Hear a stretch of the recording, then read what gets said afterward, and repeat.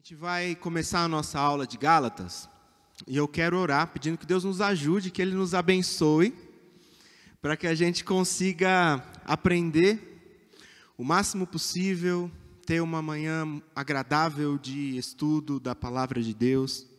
Que Deus nos ajude. Vamos orar?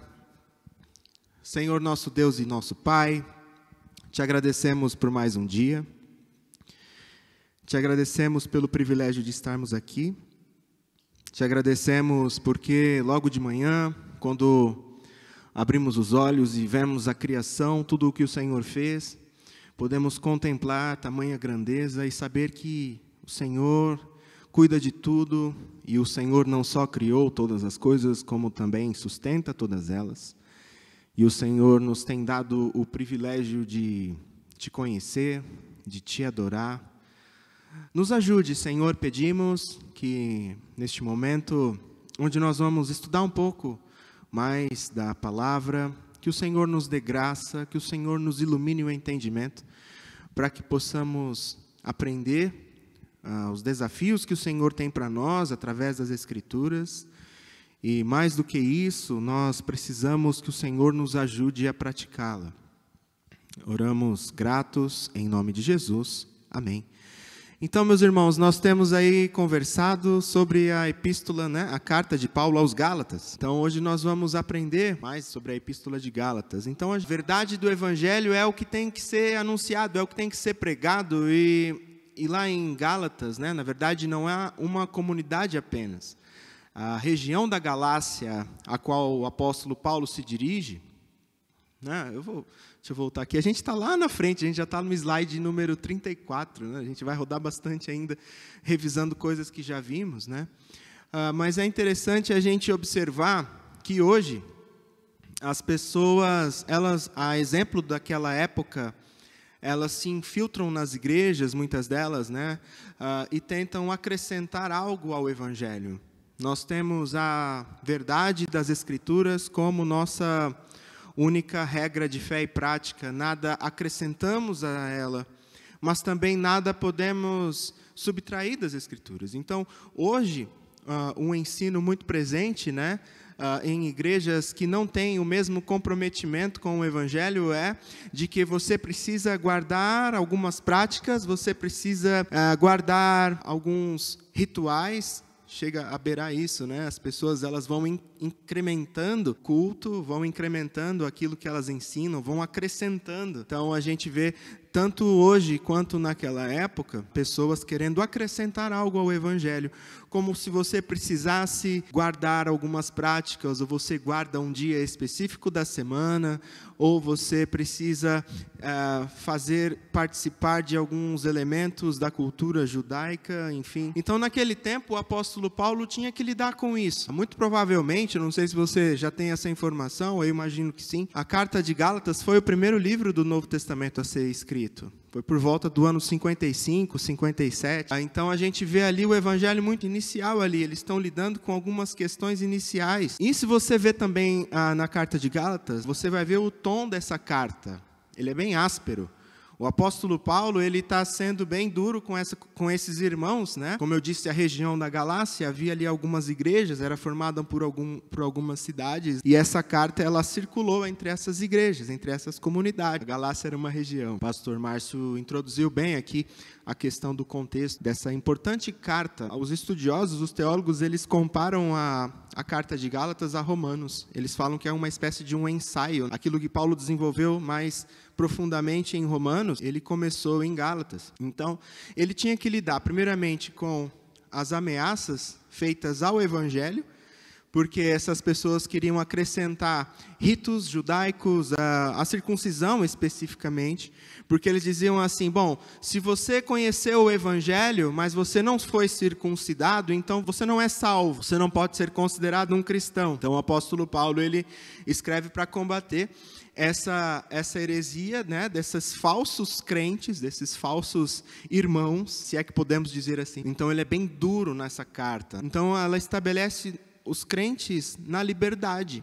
Então, nós somos livres, né? Nós somos livres de ter que guardar certos ritos, certas práticas judaicas, ou o que quer que seja. Nós sabemos que Cristo nos libertou, né? E se hoje somos salvos, é graças a Ele, sua morte e ressurreição. Somos salvos pela graça. A Bíblia vai dizer que isso não vem de nós, é dom de Deus, para que ninguém se glorie. Estabelece os crentes na liberdade, para viver em amor pelo Espírito Santo. O Espírito Santo é quem nos habilita, é quem nos capacita a viver a vontade de Deus, a viver a verdade de acordo com o que Deus estabelece. Não vem de nós. E o apóstolo Paulo, ele faz questão de demonstrar isso.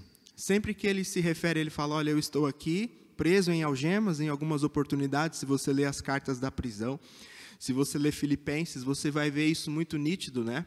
Ele vai dizer assim, olha, eu estou preso aqui, mas é porque eu estou anunciando o Evangelho, e é porque a vontade de Deus é que seja assim. Eu não me considero uma vítima, na verdade, eu me dispus para que Deus me use e Ele faça a obra dEle. Então, ele sempre aponta para Deus. Nunca ele vai dizer, olha, eu faço a obra, eu sou o apóstolo Paulo, fui eu. Não. Sempre que ele vai defender o apostolado dele, e é também mais um assunto presente, é isso, você vai ver, ele defende o apostolado dele, que também era muito atacado por esses irmãos, por esses pseudo-apóstolos. Eles vão dizer, não, o apóstolo Paulo é fraco, ele não, olha só, ele é um coitado. Eles diziam que o apóstolo Paulo não tinha autoridade, que ele não tinha condições de exercer esse apostolado. Então, é muito presente também essa defesa desse apostolado. Mais para frente nós vamos ver até a maneira como ele se apresenta na carta, né? Ele vai dizer apóstolo do Senhor. Então, isso já vai caracterizar o tom dessa carta. Então, você quando lê uma das cartas do apóstolo Paulo, você vai ver na saudação, o modo como ele se apresenta vai dizer muito sobre o conteúdo dessa carta. Ele se apresenta como apóstolo. Então, ali ele vai defender o apostolado dele, que não é baseado em autoridade humana. Então, ele não recebeu recomendação de ninguém, quem quer que fosse, para ir lá, para falar a esses irmãos, para ir lá, para instituir a igreja na região, as igrejas na Galácia. Não foi autoridade humana dada a ele, mas sim a autoridade vem do próprio Deus, né? É interessante a gente ver isso muito presente na carta. Ele fala assim, não, eu sou apóstolo do Senhor, não sou apóstolo de homens, não. Meu apostolado, ele não está, a minha autoridade, ela não vem de homem nenhum, mas ela vem do Senhor. Depois ele vai falar isso mais claramente, ele vai dizer que ele teve um encontro com o Senhor, depois ele passou 3 anos na Síria, depois ele retornou, foi a Jerusalém, mas ele está dizendo assim, olha, eu não fui para Jerusalém, não pensem vocês que eu fui para lá para pegar a minha carteira, a minha credencial. O que me credencia não é ninguém que me credenciou. Então, é muito presente isso, é interessante. Então, fora da epístola, Gálatas não é muito mencionado. Você não vai ver muitas menções, né, a respeito de Gálatas, mas ela é importante. O momento onde ela está situada ali, né? Então, se você pensar assim, bom, lá em Atos, a gente sabe que existiu o concílio de Jerusalém, que foi a primeira vez onde eles se reuniram para tratar das questões doutrinárias, porque chegou a informação dos apóstolos lá em Jerusalém, que o evangelho estava sendo pregado entre os gentios. Então, eles organizam lá um concílio, Tiago toma lá a liderança, toma a palavra, Tiago, irmão do Senhor, e eles vão definir o que vai ser feito a partir de então. Por que Paulo não menciona essas questões que haviam sido discutidas lá no concílio? Porque a carta foi escrita antes do concílio. Então, ele ainda tem que lidar com essa questão dos judaizantes, né, com a questão daqueles que queriam instituir a circuncisão nas igrejas, em especial lá na Galácia, como eu disse, foi a primeira carta a ser escrita, provavelmente o primeiro livro do Novo Testamento a ser escrito, então, ele tem que lidar com isso antes do concílio de Jerusalém. Então, ele tem que falar, olha, gente, então isso está errado, né? Essas práticas judaizantes, aí, essas pessoas eram judeus, se diziam cristãos, esses irmãos, entre aspas, e queriam instituir ali a circuncisão. E eles diziam assim, eles diziam que Paulo estava desprezando a lei de Moisés. Eles desacreditavam Paulo, porque eles diziam que Paulo estava desprezando a lei de Moisés. Então, eles diziam assim, vocês não devem dar ouvidos a ele. Vocês precisam seguir o que a gente está falando para vocês. Vocês precisam da circuncisão. Vocês precisam observar os ritos judaicos, enfim. Então, por conta disso, que nem está dizendo aí, apesar da carta não ser muito mencionada, você vai ver que ela é muito importante, de acordo com o contexto histórico no qual ela está situada ali. Ontem a gente estava aqui com os meninos, né, com os jovens, olha, meninos, eu estou ficando velho, né? A gente estava aqui com os jovens e a gente falou, Jesus não veio colocar um peso maior do que as pessoas poderiam carregar. O que esses irmãos, entre aspas, queriam é que as pessoas, além das práticas cristãs, elas carregassem ainda o judaísmo. Isso é muito presente hoje. Tem pessoas que ensinam assim, se você não vier na igreja e trazer o dízimo, você não vai ser salvo, porque você está roubando a Deus. Se você não vier e cumprir aqui um ritual de domingo, de vir aqui, de entrar por aquela porta, de se sentar, enfim, você não vai ser salvo. Então elas colocam um peso, elas fazem disso um fim em si. Você vai construindo ídolos ao redor disso, né? Então você não se torna um seguidor de Cristo, você não se torna um cristão, você se torna um seguidor da religião. Ela se torna mais importante. Então você precisa observar essas práticas, né? Você não pode falhar. Esse mês eu não dizimei. Então, e agora? Estou em débito, aí o mês que vem eu vou lá e dobro a minha oferta, é isso? Será que é isso que Deus se agrada? Será que são esses pormenores que vão fazer com que a gente seja aceito por Ele? Então, às vezes, a religião ela é um peso na vida das pessoas. A gente vai construindo ídolos, né? A gente vai elegendo líderes religiosos aos quais a gente vai seguir e imitar e fazer tudo que o cara faz, porque a gente quer ser igual a ele. E, na verdade, isso se torna um ídolo e foge totalmente do foco do cristianismo. Então, você observou bem, Adérico, e ele vai tratar isso. A lei, ela é um tutor. Ela não é má em si. Só que a lei, pela lei, ela não vai me salvar. Então, pela lei, ninguém vai ser salvo, nós somos salvos pela graça, porque Jesus Cristo, que é perfeito, Ele cumpriu a lei. Então a lei ela serve para mostrar a minha incapacidade de cumpri-la, porque a lei exige que eu seja perfeito.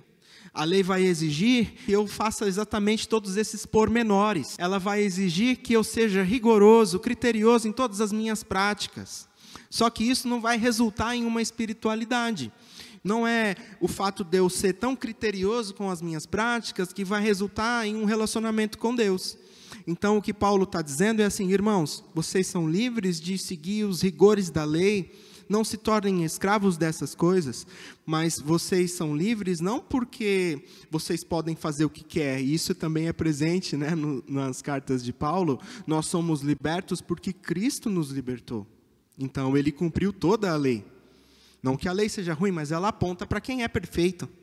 A lei aponta que eu sou imperfeito e incapaz de cumpri-la, mas ela vai mostrar quem é o perfeito, quem é aquele que foi capaz de cumprir toda ela, sem revogar, mas apontando para o verdadeiro sentido da lei, que é Cristo. Por causa de Cristo. O Adérico está dizendo para você que está acompanhando pelo YouTube, ele está dizendo que a lei ela serve para mostrar que eu não preciso mais seguir todo o rito religioso. Ela me mostra onde eu estou, quem eu sou e mostra quem Deus é. Então é interessante a gente observar por esse ponto de vista sobre quem somos e sobre quem Deus é. Na verdade, é necessário que a gente faça isso, é necessário que a gente tenha uma visão coerente sobre quem somos.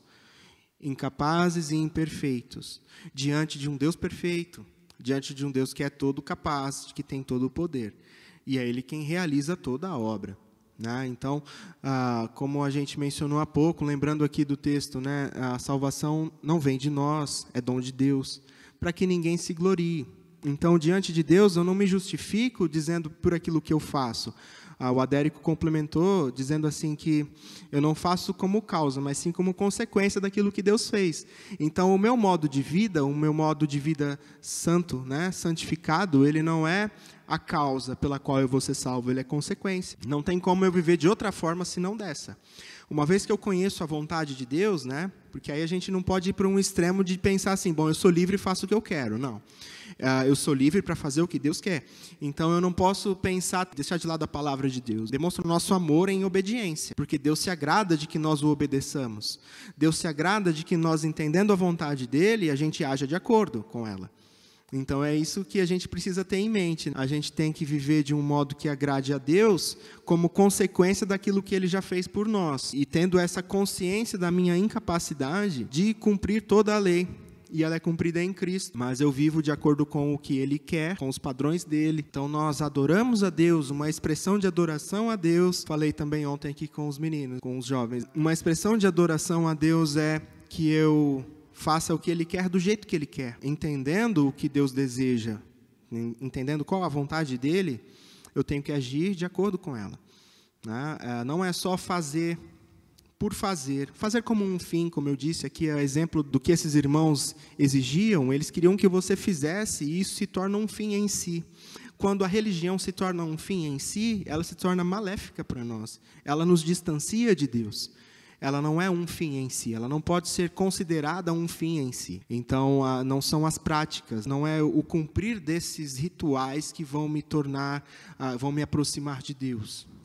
Algo interessante para a gente refletir, especialmente porque os nossos dias são assim, especialmente porque nada é novo hoje. Então, nós vemos em algumas comunidades isso mais claramente, as pessoas entrando no meio do culto aqui com a arca da aliança nos ombros, tocando chofar, vestindo roupas da época.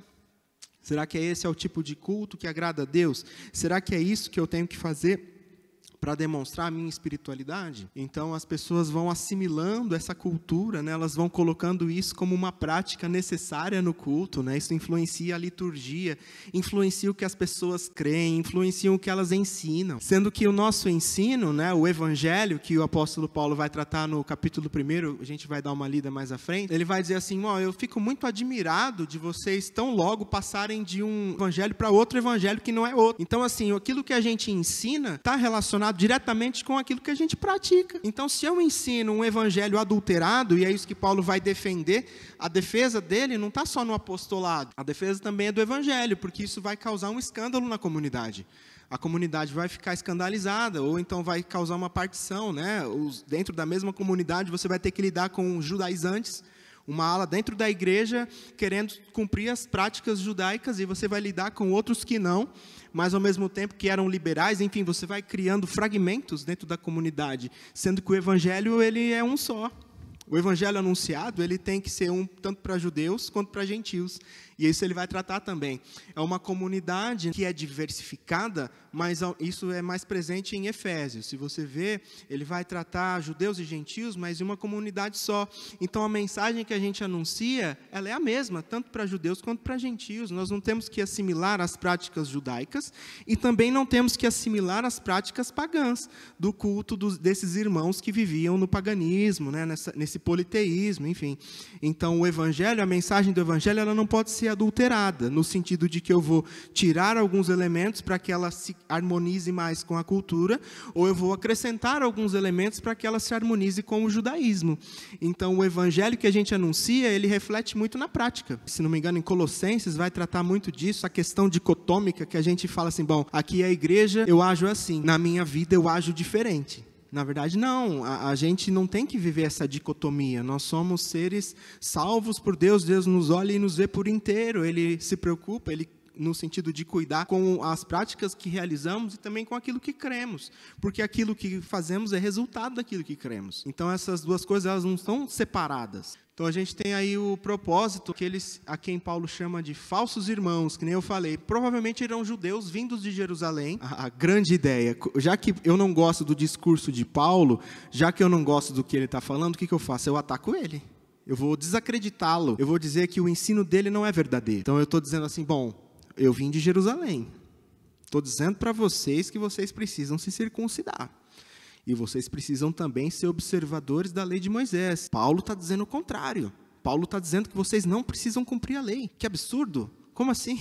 Então, a gente sabe que eram esses falsos irmãos, com aspas aí, eles tentavam convencer os gálatas, esses irmãos, de que o evangelho de Cristo, para ser perfeito, você precisa guardar essas práticas. Você precisava se submeter à lei de Moisés. Então aí tem as referências, principalmente a circuncisão. Eles eram judaizantes e pretendiam preparar a vigência das normas, pretendiam perpetuar, impulsionando os crentes para que se afastassem da verdade do evangelho. Interessante, né? algo que a gente já comentou um pouco. A impressão é que a gente ser tão rigoroso com o cumprimento das leis, dos pormenores, a gente vai se distanciando do Evangelho. Então, o propósito da carta é basicamente esse. Aqueles a quem ele se refere como falsos irmãos, que tentavam convencer os Gálatas de que o Evangelho só seria perfeito à medida que fossem observadas também as práticas do judaísmo, em especial a circuncisão. E isso afastava os crentes da verdade do Evangelho. Isso é um risco muito grande. Porque imaginem, se a essa época o apóstolo Paulo não tivesse combatido com rigor os judaizantes em Gálatas, eu vi isso numa pregação. Talvez nós seríamos uma seita judaica, e não o cristianismo como foi e se desenvolveu ao longo do primeiro século. Se nós fôssemos apenas uma seita derivada do judaísmo, né, observando as leis como um fim em si. Imaginem que ameaça, que perigo que seria para aquela época. Então, uma coisa muito presente, algo muito presente no livro de Gálatas é esse aspecto apologético. Talvez a carta mais apologética de Paulo, no sentido de que defender o Evangelho, defender a fé cristã desse perigo que era o judaísmo, os judaizantes. Se você pegar no primeiro capítulo de Gálatas, você vai ver cerca de 15 vezes ele fazendo referência a Deus, Cristo, Deus, Jesus, Deus, Cristo, Deus, Jesus. O que a gente precisa ter firme na nossa mente, o que a gente precisa ter convicção de quando vamos anunciar a mensagem do Evangelho. O Evangelho é Cristo, ponto. O Evangelho, ele não é Cristo mais alguma coisa, ele não é Cristo menos alguma coisa, mas ele é Cristo e apenas Cristo. Cristo morto, ressurreto, glorioso e que virá.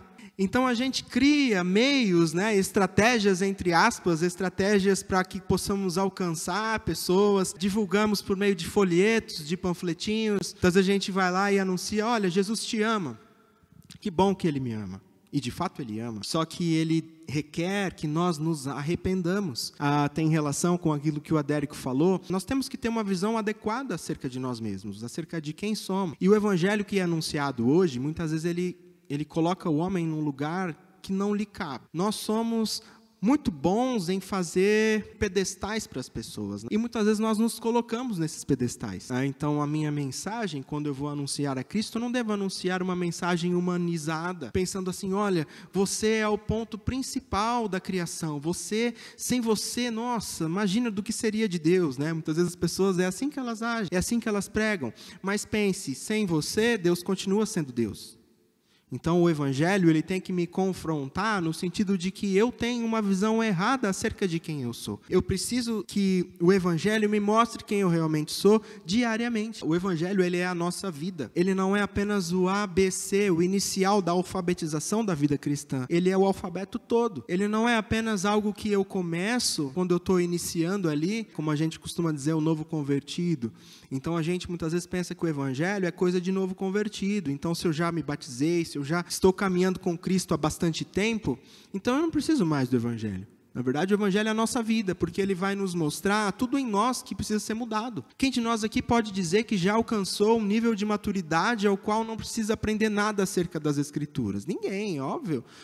Todos nós precisamos a cada dia sermos confrontados como alguém que olha no espelho e vê tudo em si que precisa ser mudado. Então ele vai refletir claramente em nós o que precisa ser mudado. Muitas vezes a gente procura, entre aspas, o que na Bíblia não faz sentido. Se não faz sentido, o problema está em você.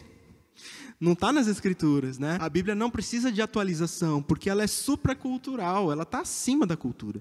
Nós que muitas vezes temos dificuldade, somos seres inconstantes, inquietos, e não conseguimos olhar para o referencial da Bíblia e crer e pregar essas coisas. E pregar aquilo que já recebemos. Cristo morto, ressurreto, glorioso e que virá. Sempre para Ele que a gente tem que apontar, não para nós, Muitas vezes a gente vai fazer um evangelho humanizado, dizendo assim, eu sei, é difícil. É assim mesmo, Como se a gente fosse ser complacente com aqueles que estão no pecado. Mas a realidade é que se eu não reconhecer isso, se eu não me arrepender, me dobrar diante de Deus, eu talvez não conheça o verdadeiro evangelho.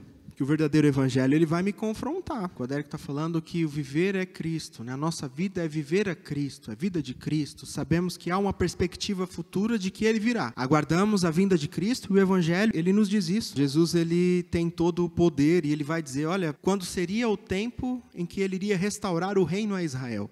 Senhor, quando vai ser o tempo em que o Senhor vai restaurar o reino a Israel? Eles aguardavam um reinado político, mas Jesus vai dizer assim, olha, para vocês, assim, não cabe questionar essas coisas. Todo o poder me foi dado nos céus e na terra, vocês vão anunciar essa mensagem. Então, o que cabe a nós?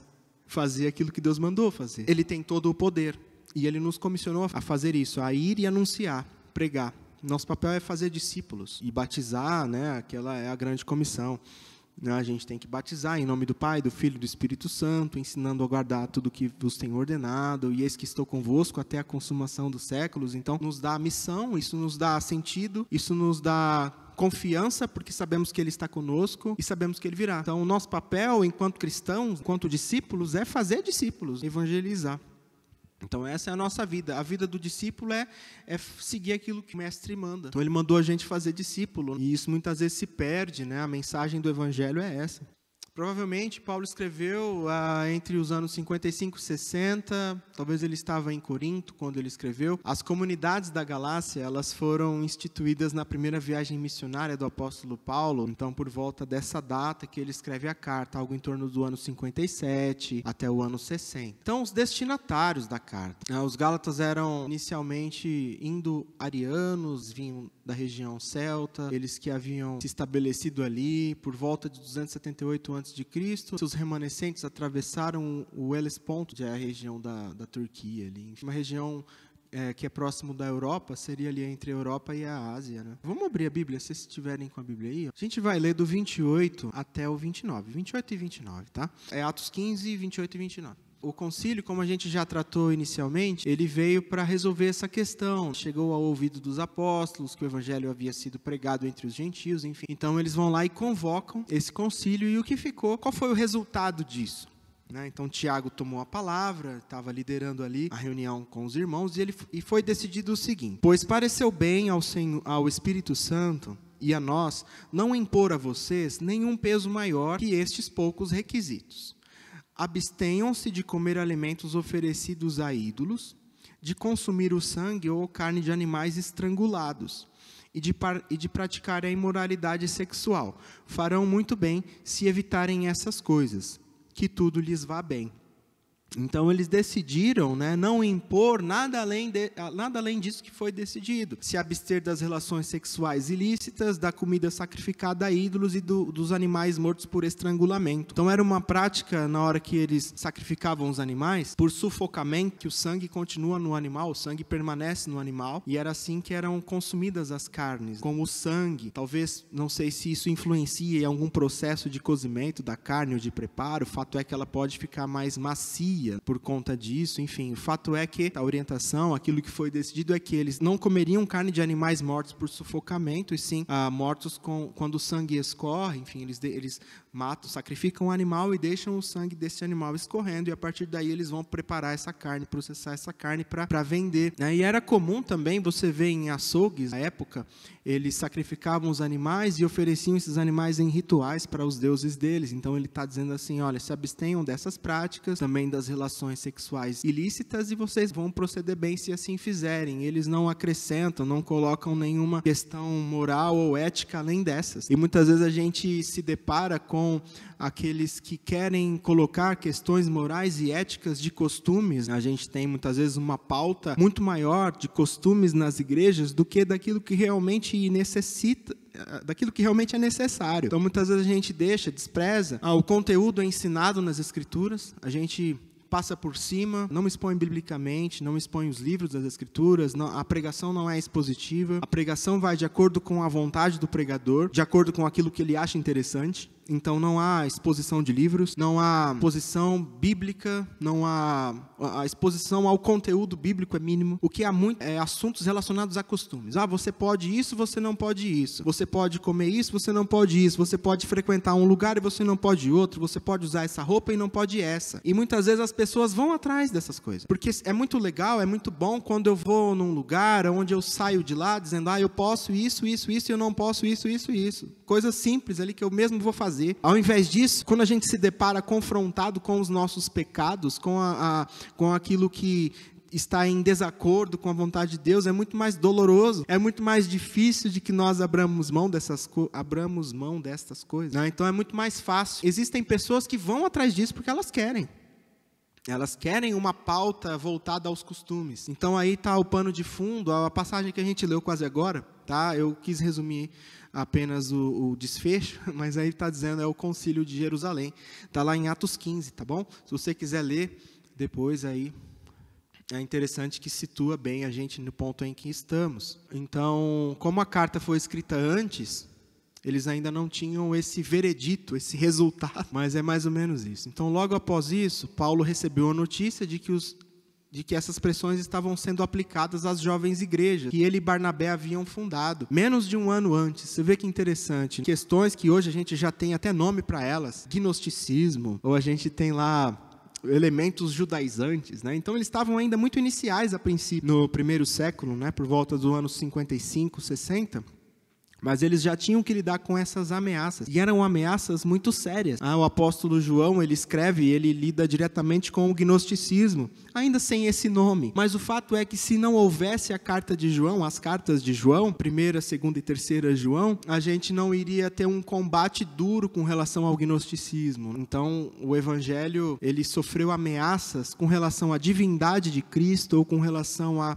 divindade do Espírito Santo. Então, ou se questiona divindade de Cristo ou humanidade de Cristo, ou eles vão questionar se o Espírito Santo é Deus ou não é Deus. Então, essas questões teológicas, e hoje a gente tem o privilégio de ter já toda a palavra de Deus revelada, pensem que eles não tinham, nessa época, todos os escritos que nós temos hoje. Então, as cartas circulavam entre as igrejas. A pregação deles, a pregação do apóstolo Paulo, a doutrina dos apóstolos é de suma importância para que hoje nós tenhamos a verdade revelada. Diferente daquilo que a gente pensa hoje, a doutrina dos apóstolos não é do apóstolo Valdemiro, nem do apóstolo desses pseudo-apóstolos de hoje, né? Porque se fossem, a gente deveria acatar como sendo bíblica, né? Se eles fossem realmente apóstolos do Senhor, a gente deveria acatar os ensinos deles. Então a gente vê que realmente não são, das duas uma.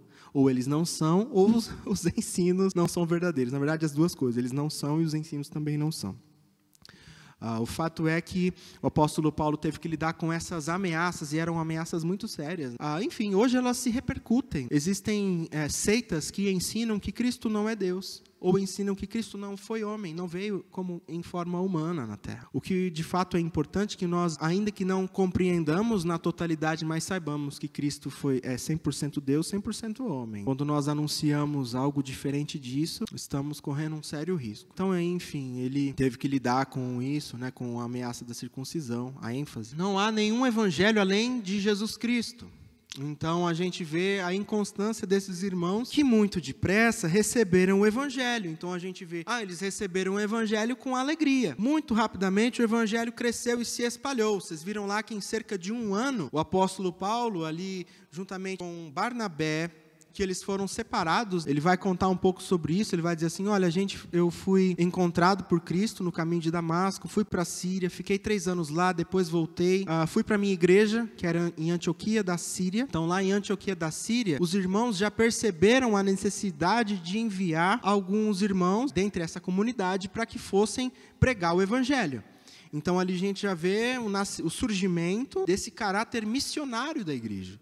Então, eles perceberam a necessidade que havia deles irem pregar o evangelho. Então, foram lá Paulo, Barnabé e João Marcos, que era primo de Barnabé. Então, a gente sabe que essa foi a primeira viagem missionária. E ele vai relatar que em cerca de um ano já começaram ali algumas ameaças a essa comunidade. Então, Muito rapidamente o evangelho se espalhou e esses irmãos na região da Galácia receberam o evangelho e abraçaram o evangelho. Só que aí Paulo vê e ele descreve logo no começo, vamos abrir lá a carta, né, agora, em Gálatas 1, vamos ler do 1 ao 5. Eu, Paulo, apóstolo, nomeado não por um grupo de pessoas, nem por alguma autoridade humana, mas pelo próprio Jesus Cristo e por Deus, o Pai, que ressuscitou Jesus dos mortos, escrevo esta carta com todos os irmãos que estão comigo, às igrejas da Galácia. Que Deus, o Pai, e nosso Senhor Jesus Cristo lhes deem graça e paz. Jesus entregou sua vida por nossos pecados, a fim de nos resgatar deste mundo mau, conforme Deus, nosso Pai, havia planejado. Toda a glória a Deus para todo sempre. Amém. Um recurso interessante que eles utilizam para demonstrar ênfase é a repetição. Lembra que eu falei? No capítulo 1 de Gálatas, você vai ver mais de 15 vezes ele fazendo referência a Cristo e a Deus. O que Cristo fez, o que Deus fez e o que Ele faz. Qual é a autoridade, de onde vem, né? E ele vai dizer isso, vai deixar isso claro, a autoridade dele não vem dele mesmo, nem de homem nenhum, mas vem de Cristo. É algo muito interessante a gente pensar, e a partir daí ele já começa a ser bastante áspero com esses irmãos, né? A gente percebe uma tensão aqui em Gálatas, do mesmo jeito que a gente percebe um tom muito amoroso em Filipenses. Se você ler ambas as cartas, você vai ver isso claramente. É porque a questão que Paulo tinha que lidar era diferente. A questão aqui era uma questão muito séria e ele fica surpreso de fato por esses irmãos terem deixado tão facilmente, tão rapidamente a mensagem que eles tinham abraçado com tanto carinho, que eles acolheram tão bem para seguir outro evangelho. Ele fica surpreso com isso, ele fica inconformado com essa inconstância deles. E é por isso que ele vai ter esse tom bem tenso, né, bem duro aqui na carta. Como eu falei, o modo como ele se apresenta, se você ler Coríntios, se você ler Filemão, interessante que Filemão ele escreve especificamente para ele, né, para Filemão. Mas você vê um tom muito amoroso de Paulo. Ele vai dizer, olha, o amor, eu apelo para você pelo amor. Então você percebe esse tom muito fraternal de Paulo com os filipenses e um tom muito amoroso, muito pessoal com os filipenses. Aqui em Gálatas não. Em Gálatas ele se apresenta, não faz ações de graças ou orações, e é muito presente isso nas cartas dele. Então ele já vai logo direto ao que interessa, mais ou menos assim. Então vamos direto ao assunto. Eu, Paulo, né, enviado não da parte de homem nenhum. Então ele vai dizer, eu fui enviado por Deus. E você vai contar, você vai ver qual é a ênfase aí. E ele vai dizer o que Cristo fez, ele vai dizer lá, ó, Cristo, no 4, né? Jesus entregou sua vida por nossos pecados, a fim de nos resgatar deste mundo mau, conforme Deus, nosso Pai, havia planejado. Toda a glória a Deus para todo sempre. Amém. É algo interessante a gente observar o apóstolo Paulo, ele dá ênfase naquilo que Cristo fez e no Evangelho. Então essa é a mensagem que importa que seja anunciada. Essa é a mensagem do Evangelho que salva. Aí agora no 6 ele vai dizer assim, admiro-me que vocês estejam se afastando tão depressa daquele que os chamou para si por meio da graça de Cristo. Então ele se admira e ele fica impressionado, poderíamos assim dizer, com essa inconstância desses irmãos. Ele faz uma advertência, né? Se você continuar lendo a carta, você vai ver que ele se refere a eles assim, nossa, vocês foram insensatos. Eu queria estar presente aí, poder alterar a minha voz, poder falar com vocês em um tom mais áspero. Como é possível que tão rapidamente vocês deixaram essa doutrina, deixaram a sã doutrina do Evangelho e abraçaram essa doutrina judaizante, né? Vocês abraçaram esses elementos judaizantes, enfim. Então esse primeiramente é assim que Paulo inicia essa carta. Algumas palavras, né, o estudo de exegese que o pastor Márcio fez, o estudo das palavras, a palavra eirene, um estado de tranquilidade nacional, a paz do Messias, é a paz de Deus, a paz que leva à salvação. É interessante pensar sobre isso, né, porque muitas vezes a gente pensa assim, bom, eu estou em paz. E essa frase, ela é muito perigosa. Se você for pensar, que paz é essa? Que paz é essa que eu estou sentindo? Muitas vezes a gente vai trazer isso para a área emocional. Vai dizer assim, eu estou sentindo paz, estou em paz. Mas que paz é essa? Será que é essa paz que Paulo está dizendo aqui? Quando ele se anuncia, ele fala assim, que o Deus e Pai de nosso Senhor Jesus Cristo lhes dê graça e paz. Será que essa paz que ele está dizendo é a tranquilidade? Será que para nós, quando nós anunciamos o Evangelho, ou então essa paz com que nós nos saudamos, será que a paz é a paz do sentimento, eu estou em paz, eu estou tranquilo? Será essa? Na verdade, a gente entende que paz, ela é a nossa paz com Deus. Estamos em paz com Deus porque fomos reconciliados com Ele. Não existe paz para quem não está reconciliado com Deus. Então, essa paz que ele está falando é paz com Deus, é a paz que salva, é a paz que vem daquilo que Cristo fez por nós na cruz. Então, isso influencia também a maneira como nós vamos pregar o Evangelho, como nós vamos anunciar o Evangelho. Todos aqueles que não foram alcançados ou libertos pelo sangue do Senhor Jesus não estão em paz com Deus. Então, essa é a paz que a gente vai anunciar. A gente vem anunciar uma paz, não aquela tranquilidade. Fica tranquilo, meu amigo, fica tranquilo, meu irmão. Não é isso. Então essa é a paz que leva à salvação. A salvação através de Cristo. Por essa razão, nada temendo de Deus e contente com a porção terrena de qualquer que seja a classe. Então isso independe de circunstância. Essa é aquela paz que independe de circunstâncias. Né? Muitas vezes a gente entende erroneamente que estamos em paz quando está tudo bem. Estamos em paz quando lá no meu trabalho eu não recebo nenhum telefonema me cobrando, ou que eu não tenho que fazer um relatório de última hora, uma coisa inesperada. Então, aí eu falo, hoje o dia foi bom, foi ótimo. Hoje eu tive paz. Ou então a gente se queixa, eu queria um pouco de paz.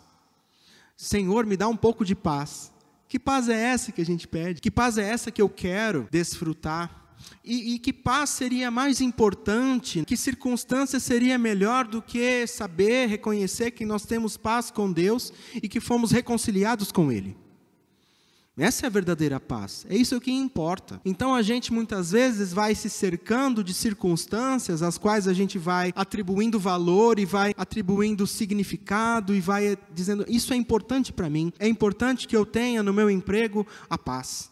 E assim eu vou ser feliz. É importante que eu tenha na minha família a paz de tranquilidade. Mas a gente deixa de falar, de anunciar essa paz que só é proporcionada em Cristo Jesus. É só nele. E o apóstolo Paulo fala isso claramente. Tudo vem dele, é para ele, é por causa dele, foi ele quem fez, ele quem realizou. A salvação é obra de Deus para nos tirar desse mundo mal, é o que ele falou. Nós somos salvos de nós mesmos. Os nossos desejos, eles são contrários à vontade de Deus. Por vontade própria, nós não temos condições de caminhar na direção do Senhor. Por vontade própria, nós não o buscamos. Mas sim, é pelo que ele fez por nós. Porque ele veio e pagou um altíssimo preço na cruz, que nós fomos reconciliados com Deus. E hoje podemos ser chamados de filhos de Deus. Então, se há reconciliação, se há proximidade com Deus, se nós fomos aceitos por Ele, ou se somos aceitos como filhos, é pelo que Cristo fez por nós. Então, essa é a paz que nós devemos anunciar a Ele. E essa é a paz que Ele anuncia aqui, quando Ele fala graça e paz, irmãos. Podemos, de fato, descansar. Podemos, de fato, saber que a vida não se resume a essa existência aqui, né? Não se resume apenas a essas coisas. Sabemos que a vida tem a perspectiva eterna de que um dia nos encontraremos com o Senhor na glória. Essa deve ser a nossa esperança. Viver sempre na expectativa, né, na volta iminente do Senhor. Porque senão perde o sentido o evangelho que anunciamos também. Se não anunciamos que Cristo virá, que Cristo irá voltar, se apenas anunciamos que Ele veio, trazemos um certo consolo para aqueles que estão inquietos, para aqueles que buscam uma resposta com relação à nossa existência, né? Mas se não anunciamos que Cristo vai voltar, que esperança temos, né? Que sentido vai fazer o futuro, as últimas coisas? Faltaria, seria uma ausência de sentido se não anunciássemos a vinda de Cristo iminente. Iminente não no sentido de que eu vou agora ficar de boa, cruzar o meu braço, pedir demissão do emprego e ficar esperando Jesus voltar, que pode ser agora. E de fato pode ser agora. E seria bom se fosse agora. Mas o fato é que a gente não deve viver, sim, a gente deve viver na iminência, mas não como se fosse acontecer e eu vou lá cruzar o meu braço. Então assim, quem tiver aqui para o inferno vai para o inferno, quem tiver aqui para o céu vai para o céu, já foi salvo, então eu vou cruzar o meu braço aqui, não vou fazer mais nada. Então não é isso também que ele vai anunciar. A gente tem que ter em mente sempre essa perspectiva escatológica da vinda do Senhor e das futuras coisas, mas também temos que dizer assim, olha, enquanto estivermos aqui, vivamos em paz com Deus, para a honra e glória dele, e façamos todas essas coisas para a glória de Deus. É muito interessante pensar. Então essa foi a paz, né? A outra palavra que o pastor Márcio trouxe aí é a graça, caris. Aquilo que dá alegria, prazer, deleite, amabilidade. Uma graça no discurso. É interessante que tem uma das cartas, que eu não lembro qual agora, acho que é Efésios, que ele vai dizer assim, que a nossa fala tem que transmitir graça para quem ouve. Nossa palavra ela tem que ser agradável, temperada com sal. Não sei se você já leu esse texto aí em Efésios, se eu não estiver enganado. Acho que é Efésios 4, se eu não estiver enganado. Então ele vai dizer como tem que ser a nossa fala também, né? Como tem que ser o modo de falar do cristão. Transmitir graça para quem escuta. Porque se a gente fala da paz com Deus, da paz que resulta daquilo que Cristo fez, e eu como resultado de ter essa paz, de ter sido alcançado por essa tão grande salvação, eu vivo em paz, independente de circunstâncias, eu também tenho que falar da graça. Porque a graça, ela pagou um preço que eu não poderia pagar, veio por bondade do Senhor, aquilo que nos dá alegria, e está dizendo, né? Mas a nossa fala, ela tem que transmitir graça para quem escuta.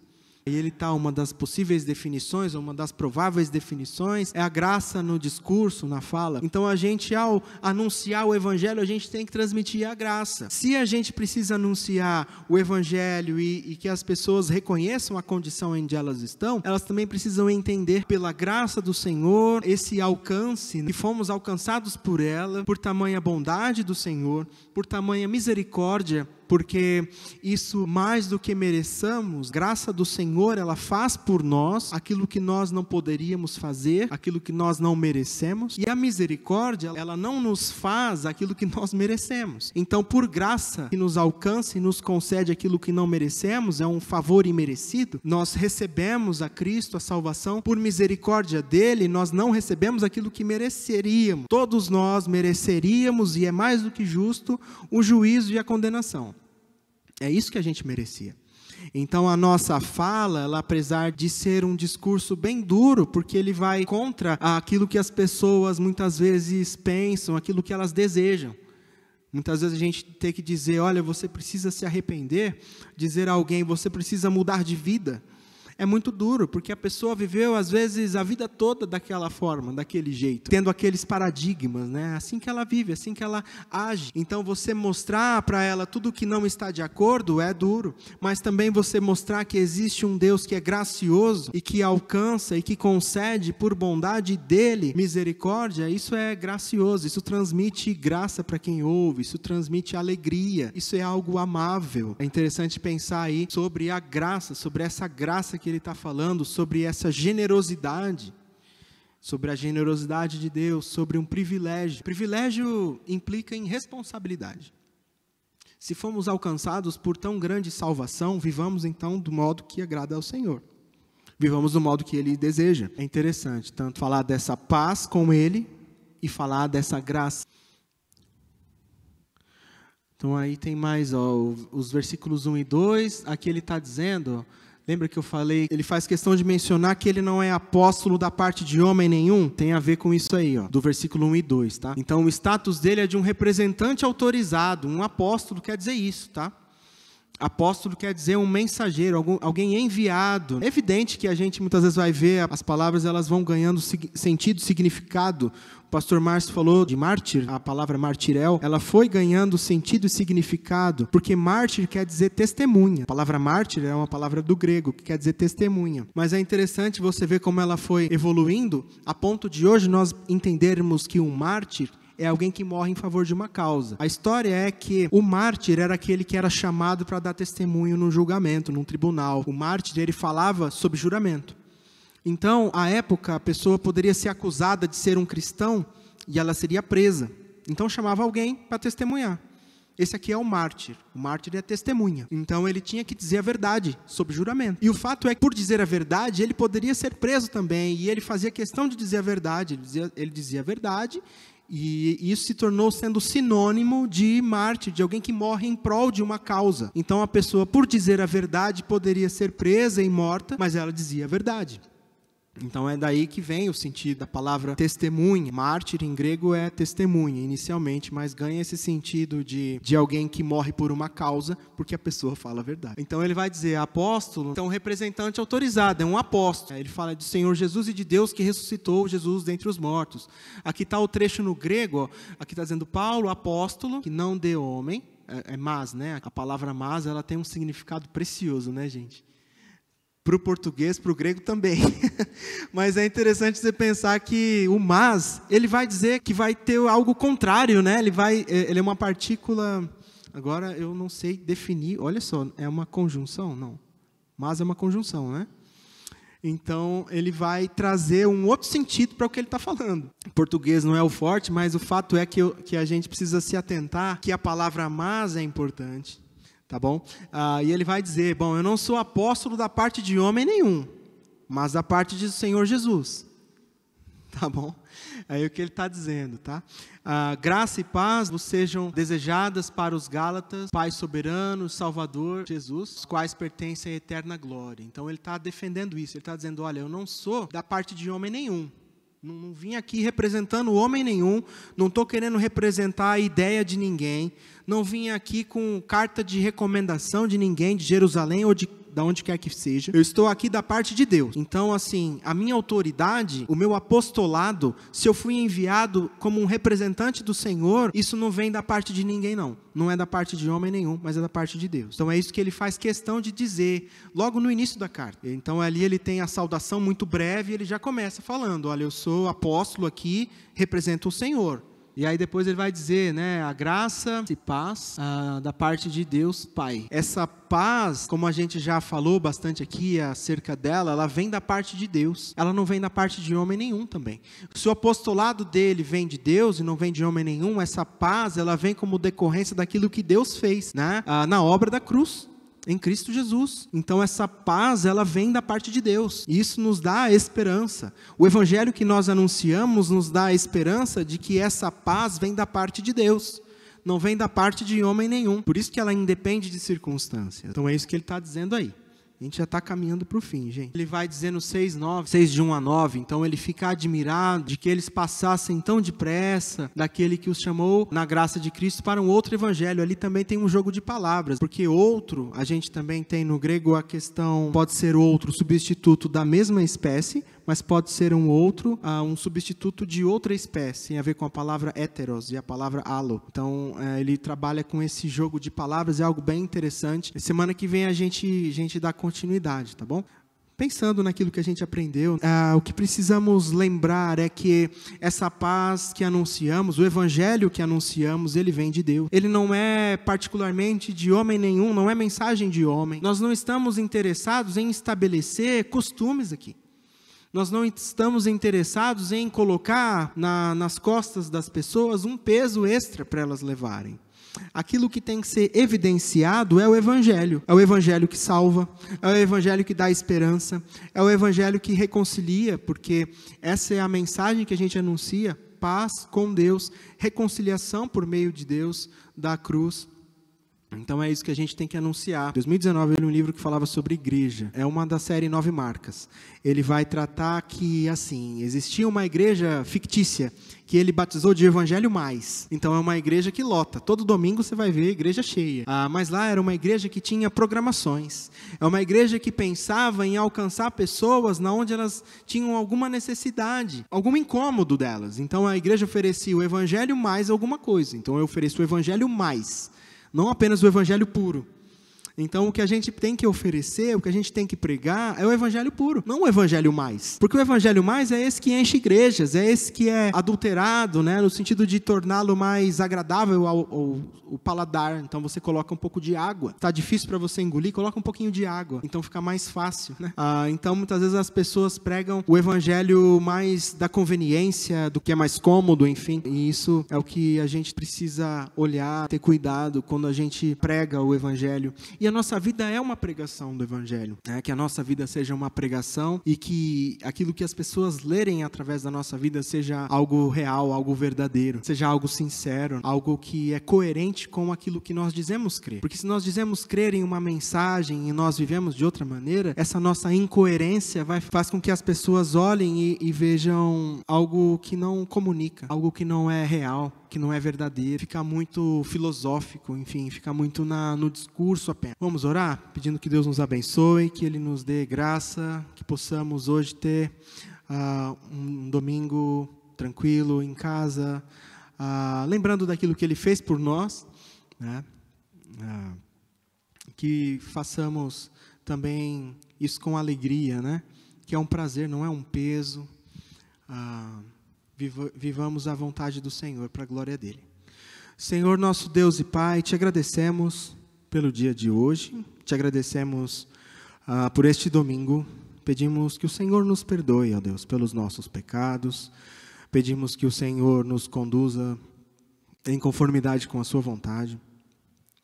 Oramos, ó Deus, a Ti, porque sabemos que é de Ti que provém o socorro, o sustento. Encontramos em Ti a verdadeira paz e em nenhum outro, Senhor. Encontramos as respostas, sabemos que tudo provém do Senhor. Nos ajude, Senhor, que ao evangelho que anunciamos, a mensagem que pregamos, ó Deus, ela comunique o Senhor e nada mais. Comunique a Ti, ó Deus, e que vidas sejam alcançadas pelo Teu poder, Senhor. Sabemos que o evangelho é o poder de Deus para a salvação daquele que crê. Sabemos que o poder da mensagem, ela está na mensagem, Senhor. Não está em nós, mas sim em Ti. E somos enviados porque o Senhor Jesus nos mandou ir e pregar. E que a nossa pregação alcance vidas e que o Senhor as toque, ó Deus, pelo Seu poder. Oramos em nome do Senhor Jesus. Amém.